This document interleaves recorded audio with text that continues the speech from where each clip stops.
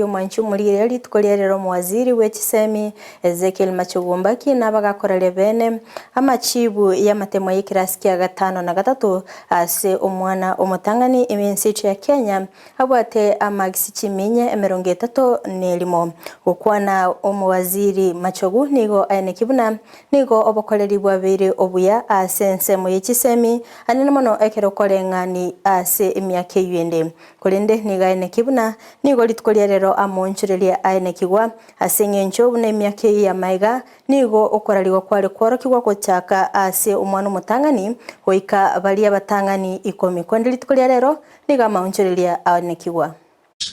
The mark of the highest candidate rose 4 points from 428 in 2021 to 431 in 2022. Another positive indicator of better performance by the candidates was in the mean average performance. The data analysis showed that more than half of all the candidates who sat the examination,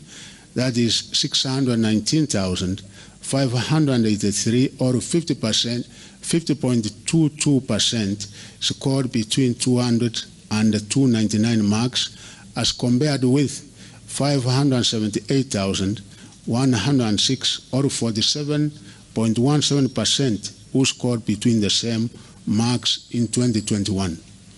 We are therefore very impressed with the KCPE examination class of 2022 for performing very well and raising the standards of the main performance. Additionally, whereas 1,170 candidates scored between 1 and 99 marks in the 2021 KCPE examination, that number has gone down to only 724 in the year 2022 examination, despite the rise in overall candidature in the 2 years.